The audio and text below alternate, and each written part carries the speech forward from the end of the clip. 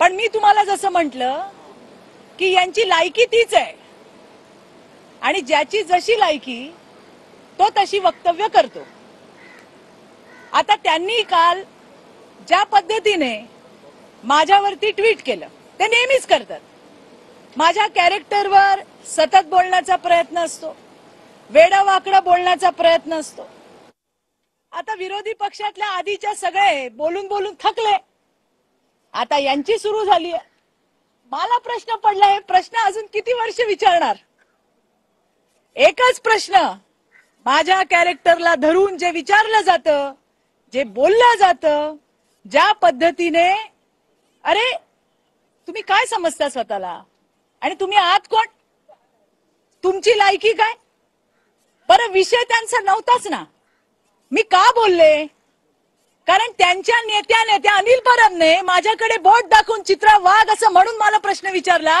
उत्तर देऊ नको. आणि हा प्रश्न फक्त एकटे चित्रा वाघचा नाहीये. अहो, तुम्ही महिलांवर दादागिरी करता, तुम्ही असाल मोठे शहाणे, पण महिलांचा अपमान करायचा, त्यांची दादागिरी त्यांच्यावर करायची, त्यांचा आवाज दाबायचा तुम्हाला अधिकार कोणी दिला? आम्हाला हलक्यात घेऊ नका, हा मेसेज होता.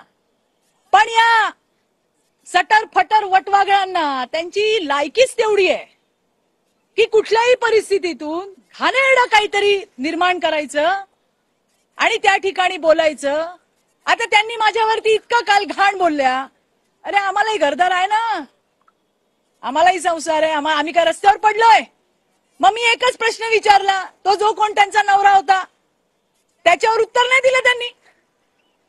तो येऊन प्रेसला सांगतोय की कुणाच्या पण लेकरांवरती, मी परत सांगते, मी काल ट्विट करताना पण मला खूप दुःख झालं, आता बोलतानाही मला त्रास होतोय, कारण त्या लेकराचा दोष नाही त्याच्यामध्ये. पण जिनी जन्म दिला तिला तर अक्कल पाहिजे.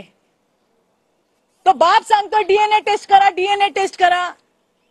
तुम्ही आमचं बोलता, आम्ही तुमचं बोललो तर मग तुमच्यात आणि आमच्यात फरक नाही राहिला.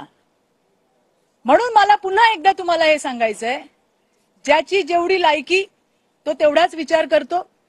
काल मला विचारलं गेलं, माझं नाव घेऊन बोलले म्हणून मी त्यांना उत्तर दिलं. तो विषय मी काढलाही नव्हता सभागृहात. हा विषय माझ्या सहकारी मनीषा कायंदे यांनी काढला.